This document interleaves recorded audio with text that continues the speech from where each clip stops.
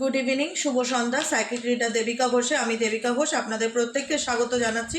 কেমন আছেন বন্ধুরা? আশা করি ভালো আছেন। আজকে 6 মে কারেন্ট এনার্জিতে দেখে নেব তুমি যাকে নিয়ে ভাবছো সে তোমাকে নিয়ে কি ভাবছে, তার late night current thoughts at present right now, তার মনের ভাবনা চিন্তা টুয়ার্ডস ইউ। যারা no contact on off situation বা এক্সট্রা ম্যারিটাল অ্যাফেয়ার্সে আছো, তোমাদের পার্টনারের কারেন্ট ফিলিংস টুয়ার্ডস তোমার প্রতি কি। তার আগে প্রত্যেকটা বন্ধুকে একটাই কথা বলবো, কি করতে হবে জানো তো?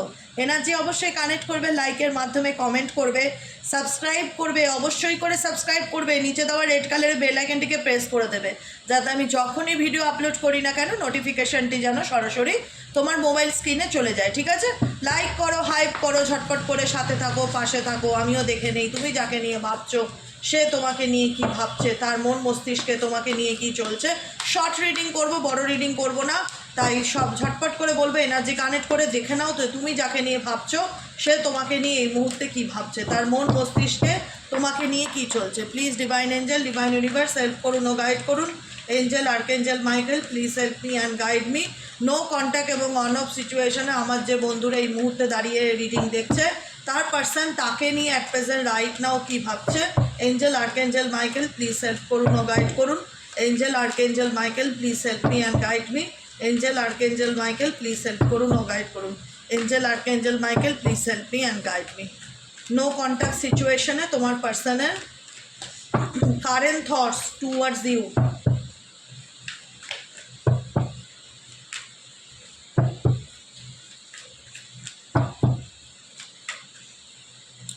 Beauty, trapped, second chance, family, okay, clarity, memories. Actually তুমি যাকে নিয়ে রিডিং দেখছো তার কারেন্ট সিচুয়েশনে সে এমন পরিস্থিতিতে স্টাক হয়ে গেছে বা আছে। স্টাকটা এখানে কোনোভাবে ক্ল্যারিফিকেশন দাও। Stuck, I think third party relationship. এখানে এই ব্যক্তি কেন স্টাক এনার্জি ফিল করছে, এখানে এই ব্যক্তি কেন স্টাক এনার্জি ফিল করছেন, কেন স্টাক এনার্জি ফিল করছে, কেন তার মনে হচ্ছে আমার হাত পা বাঁধা, আমি কিছু করতে পারবো না, কেন তার মনে হচ্ছে তার হাত পা বাঁধা, সে কিছু করতে পারবে না, কেন কেন হোপলেস? ও মাই গড। আচ্ছা, এবার বোঝা গেল এই ব্যক্তি কেন অন অফ সিচুয়েশনে থাকে, কেন দূরে দূরে থাকে, কেন এই রিলেশনশিপটা নিয়ে তার মন ভেঙে গেছে, কেন সে নিজের ফিলিংস তোমাকে বলতে পারে না, কেন সে অন্যের ফ্রাস্ট্রেশন তোমার উপর মেটায়, কেন সে তোমাকে ফলো করা ছাড়তে পারে না, কেন সে নিজের ইচ্ছে মতন চলে, তোমাকে দেখায় যে আমি ফ্রি স্পিরিট, কেন সে অন অফ সিচুয়েশনে থাকে, দূরে দূরে থাকে, কেন তোমার সাথে কনফ্লিক্ট বাঁধে, কেন তুমি তার দিক থেকে ক্ল্যারিটি পাও না। আলটিমেট সে কি তোমাকে ছাড়া ভালো আছে? আলটিমেট সে তোমাকে ছেড়ে ভালো নেই। আমি তোমাকে খুশি করার জন্য কথাটা বলছি না, এখানে রিজন আছে, আমি তোমাকে দেখিয়ে দিতে পারি সে তোমাকে ছাড়া ভালো নেই। কারণ সবাই না একটা বটগাছের ছায়া, গরম, প্রচণ্ড গরমে যখন মানুষ ক্লান্ত রাস্তায় বেরোলে না, একটা গাছের তলায় বসতে কে না চায়, একটা শেডের নিচে বসতে কে না চায়।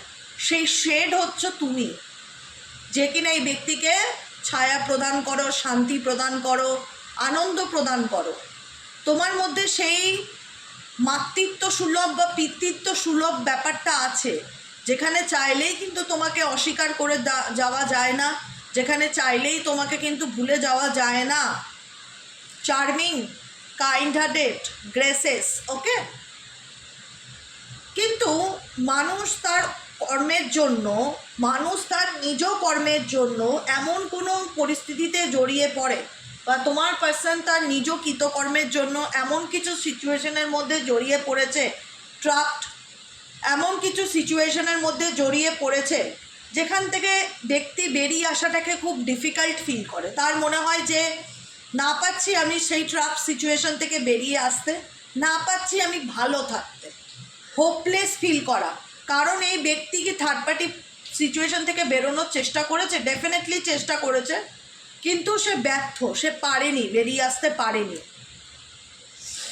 তোমাকে ছাড়া কেন বললাম এই ব্যক্তি ভালো নেই, কেন তার মধ্যে একাকিত্ব কুড়ে কুড়ে খায়? কারণ তুমি, সত্যি কথা বলছে, আমি আগেও বলেছি, তোমার মধ্যে সেই কাইন্ড হার্টেড এনার্জি ইন্ডিকেট করে সেই মনটা আছে, যে মনটা এই ব্যক্তি অন্য কারোর মধ্যে পায়নি, সেই মানসিকতাটা আছে তোমার মধ্যে, সেই ব্যাপারটা তোমার মধ্যে আছে যে চাইলেই ডিলিট করা যায় না মন থেকে, যে কারণে এই ব্যক্তি আজকে তোমার থেকে দূরে দূরে থাকলেও, দূরে দূরে ভাগলেও নিজেও কিন্তু একাকিত্বকে ভীষণ রকম, স্যালো এনার্জি, নেগেটিভিটিকে প্রচণ্ড রকম ফিল করতে পারে, এমটি এনার্জি, ভেতর থেকে একা লাগা, ভেতর থেকে একা থাকা, বোরডম এনার্জি, কোনো কিছু ভাল লাগছে না, তোমার কথা এই ব্যক্তির ভীষণভাবে মনে পড়ে।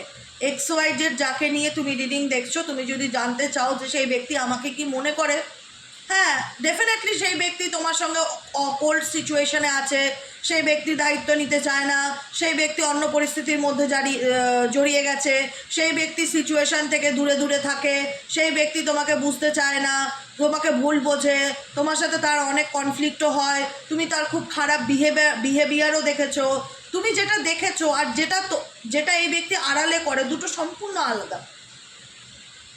এই ব্যক্তি তোমাকে দেখায় যে আমি তোমার প্রতি ইন্টারেস্ট নই, এই ব্যক্তির আচরণ তোমাকে বোঝায়, এই ব্যক্তির বিহেভিয়ার তোমাকে প্রত্যেকটা মুহূর্তে এক্সট্রিম লেভেলের মানসিক যন্ত্রণা দেয়, দুঃখ দেয়, কষ্ট দেয়, কিন্তু যে কষ্টটা তোমাকে দেয় সেই কষ্ট কিন্তু নিজেও পায়, সেই কষ্ট কিন্তু নিজেও পায়। আজকে সে তার নিজের জীবনে এমন কিছু পরিস্থিতির মধ্যে আছে, সে চাইলেই কিন্তু সেখান থেকে পুরোপুরিভাবে নিজেকে বের করে আনতে পারবে না, যে কারণে এই ব্যক্তি সেই ট্রাপড এনার্জিটার কেন আসলো, ক্লারিফিকেশনে হোপলেস কার্ড এসছে, তার মনে হয় যে ভগবান ছাড়া আমাকে এই সিচুয়েশন থেকে কেউ বার করতে পারবে না, আমি এমনভাবে জড়িয়ে গেছি বা এমনভাবে এই পরিস্থিতির মধ্যে ডুবে গেছি যে আমি নিজে খুব হতাশ ফিল করি। অ্যাকচুয়ালি তোমার পার্সন যে যত খারাপ থাকে না, তার জীবনে ফ্রাস্ট্রেশন তত বেশি থাকে, অন্যের প্রতি অ্যাংজাইটি তত বেশি থাকে। মানসিক শান্তি জানো তো এমন জিনিস, তুমি ডাল ভাত নুন ভাত খাও, তোমার জীবনে যদি মানসিক শান্তি থাকে না, তোমার ঘুমটা খুব ভালো হবে। কিন্তু তুমি যদি মাংস ভাত খাও, খেয়েও তোমার দেবে মনে শান্তি নেই, সবসময় অশান্তির মধ্যে ভুগছো, তো তোমার সেই খাবারটাও হজম হবে না, তোমার মধ্যে অ্যাসিডিটি হয়ে যাবে, বিভিন্ন রকম প্রবলেম হয়ে যাবে, ইনডাইজেশন হয়ে যাবে, তোমার তোমার তোমার শরীর সেটাকে অ্যাকসেপ্ট করতে পারবে না, এটাই হচ্ছে ব্যাপার। তো সবথেকে বড় কথা হচ্ছে, তুমি যাকে নিয়ে রিডিং দেখছো এই মুহূর্তে দাঁড়িয়ে, সে তার জীবনে ব্যর্থ একজন ছেলে কিংবা ব্যর্থ একজন মেয়ে, বলতে বাধ্য হচ্ছে, সে তার জীবনের ব্যর্থ একজন ছেলে কিংবা ব্যর্থ একজন মেয়ে, চাইলেই সে তার জীবনে সুস্থ সুন্দর জীবনটাকে নিয়ে চলতে পারেনি, যে কারণে এই ব্যক্তি তোমাকে দূরে সরিয়ে দিল, সেই ব্যক্তি কিন্তু নিজের ভেতর থেকে একটা নেগেটিভিটিকে ভীষণ রকম, একাকিত্বকে ভীষণ রকম ফিল করতে পারে, কারণ তোমার অবদান এনার জীবনে 100% আছে। যতই এই ব্যক্তি আর নিজে ভুল করুক না কেন, তার কর্মফল কিন্তু ডেফিনেটলি সে ভোগ করছে। সে যতই দূরে দূরে থাকুক, তার মুখ নেই তোমাকে এসে সরাসরি বলবে যে সে কি অন্যায় করেছে বা সে কেন এত অসহায় ফিল করছে, সে তার নিজের দুর্বলতা তোমাকে জানাতে পারে না, জানাতে চায় না, তার মধ্যে ইগো কাজ করে। এই ব্যক্তির মধ্যে অনেক দুর্বলতা আছে, তোমরা কি জানো? তুমি যাকে নিয়ে রিডিং দেখছো, অনেক দুর্বলতা আছে, কিন্তু সেটা সে শো অফ করতে চায় না, এড়িয়ে যায়, কিছু বললে এড়িয়ে যায়, শো অফ করতে চায় না, দেখাতে চায় না তার ভেতরের দুর্বলতাটা কি, তাতে তার মনে হয় তার ইগো কমে যাবে, সেই দুর্বলতাটাকে না ফ্রাস্ট্রেশন হিসাবে ইউজ করে। এই দেখো আমি কেন বললাম, আমি পুরো ডেফিনেটলি এটা বলবো যে নিজের দুর্বলতা যখন কোনো মানুষ প্রকাশ করতে না পারে উল্টো দিকের মানুষের কাছে, তখন তার উপর না সে ফ্রাস্ট্রেশন মেটায়, মানে হয় না অন্যের রাগ উল্টো দিকের মানুষের উপর দেখানো, হ্যাঁ, এবং তুমি ভীষণভাবে অবাক হয়ে যাও যে আমি কোনো দোষ করলাম না, অন্যায় করলাম না, আমার সাথে আমার পার্টনার কি রুড বিহেভ করলো, আমার সাথে কি খারাপ ব্যবহার করলো, কারণ আছে, কারণ সে তার জীবনে এমন একটা পরিস্থিতির মধ্যে আছে যেখানে চাইলেও সে ভালো থাকতে পারছে না, চাইলেও সে কাউকে নিজের জায়গাটা বলে বোঝাতে পারছে না। অতএব এই একাকিত্বই তার জীবনের অ্যাঙ্গার ইস্যুকে, ফ্রাস্ট্রেশনকে, ইগোকে বাড়িয়ে দিচ্ছে, যে কারণে তুমি দেখতে পাও যে এই ব্যক্তি কখনো ভালো কখনো খারাপ, কখনো ভালোভাবে কথা বলে, কখনো অন্যের রাগ তোমার উপর গিয়ে মিটায়। কিন্তু দেখো এই ব্যক্তি প্র্যাকটিক্যালি তোমায় দেখায় যে আমি তোমার সঙ্গে কোনো কন্ট্যাক্ট রাখতে চাই না, নো কন্ট্যাক্টে থাকতে চাই, কিন্তু ইনডিরেক্টলি তোমাকে এই ব্যক্তি স্পাই করে বা ইনডিরেক্টলি এই ব্যক্তি তোমাকে ফলো করে। কারণ আমি যেটা বুঝতে পারি, আমি তোমাদেরকে সেটাই বলি, তুমি তোমার মতন, আমি সাজেশন হিসাবে যদি বলো যে দিদি তুমি তো সবই বুঝতে পারো, তুমি বলো তো আমার কি করা উচিত, এখানে বলবো অনেকের ফ্যামিলি আছে, এই ব্যক্তি তোমার ফ্যামিলি পার্টনার বা তোমার হাজব্যান্ড বা তোমার ওয়াইফ বা এর সঙ্গে কোনো না কোনো ফ্যামিলি কানেকশন জুড়ে আছে, অনেক স্মৃতিও জুড়ে আছে, মেমোরিজের কার্ড। চাইলেই তাকে তুমিও ভুলতে পারছো না, চাইলে সেও তোমাকে ভুলতে পারছে না, অনেক ব্যাপার আছে। কিন্তু তোমার দিক থেকে আমি একটাই জিনিস দেখতে চাই, তুমি হোপ রাখছো যে এই ব্যক্তি আমাকে, আমার সাথে রিলেশনশিপে থাক কি না থাক, সে আমাকে সেকেন্ড চান্স দিক কি না দিক, সে তার জীবনের সত্যিটা আমাকে বলুক। অ্যাকচুয়ালি আমি ক্ল্যারিটি পেতে চাইছি, কারণ এই ব্যক্তি তোমাকে ধোঁয়াশার মধ্যে রাখছে, এই ব্যক্তি তোমাকে অন্ধকারে রাখছে, না পুরোপুরি তোমাকে আপন করে নিচ্ছে, না পুরোপুরি তোমাকে ছাড়ছে। এদিকে দেখাচ্ছে স্পাইং এনার্জি, তোমাকে কোনো সোশ্যাল মিডিয়া, কোনো সোশ্যাল প্ল্যাটফর্ম বা অন্য কোনো রকমভাবে তোমাকে ফলো করছে। আর এদিকে দেখাচ্ছে স্ক্যাপিং এনার্জি, তুমি যখন কোনো কিছু বলতে যাচ্ছ দূরে দূরে থাকছে, দূরে দূরে চলে যাচ্ছে, কমিউনিকেশন করতে চাইছে না, ডিস্টেন্স বজায় রাখার চেষ্টা করছে। এদিকে অন্যভাবে তোমাকে ফলো করছে বা অন্যভাবে তোমাকে স্পাই করছে। বুঝতে পেরেছো তোমার পার্সনের সিচুয়েশনটা কি? না পারছে তোমাকে গিলতে, আর না পারছে তোমায় উগলাতে, এমন একটা ব্যাপার সিচুয়েশনে এসে দাঁড়িয়েছে। তোমার সাথে যেহেতু তার একটা কোনো রকমভাবে পাস্ট লাইফ কানেকশন বা ফ্যামিলি কানেকশন থাকতে পারে, এখন তোমার দিক থেকে তুমি একটাই জিনিস চাও যে এই ব্যক্তি যাই করুক না কেন অন্তত সত্যিটা বলুক যে সে অ্যাকচুয়ালি কী চায় আমার কাছ থেকে। কারণ আমার সাথে তো তার একটা মেমোরি বা স্মৃতি গড়ে উঠেছিল, চাইলেই তো সেটিকে ভুলে আমিও মুভ অন করতে পারছি না, বা আমারও তার সাথে পরিবার আছে বা বাচ্চা আছে বা সম্পর্ক গড়ে উঠেছিল বা বিয়ে ঠিক হয়েছিল। সে আমাকে বলুক যে সে কেন আমার সঙ্গে এরকমটা করলো। তুমি রিজন চাইছো, এখানে তুমি কিচ্ছু চাইছো না, তুমি রিজন চাইছো, এবং রিজন তুমি ক্লারিফিকেশন পাবে। সময় লাগতে পারে, হয়তো সময় লাগতে পারে, আমি এখন বললাম বলে এখনই তুমি ক্লারিফিকেশন পেলে না, কিন্তু তুমি রিজন পাবে। কারণ এই ব্যক্তিকে তোমার জীবনে কামব্যাক করতেই হবে। XYZ যাকে নিয়ে তুমি রিডিং দেখছো, এই ব্যক্তিকে তোমার জীবনে তার দ্বিতীয় সুযোগের জন্য কামব্যাক করতেই হবে, ফিরতেই হবে, এটুকুনি আমি বললাম। তোমার এখন যদি বলে দিদি আমাদের কি করণীয়, একটু যদি গাইডেন্স দাও, আমি একটা হিসেবে গাইডেন্স দেবো, নিজেকে ভালো রাখার চেষ্টা করো, কারোর পিছনে ছুটো না।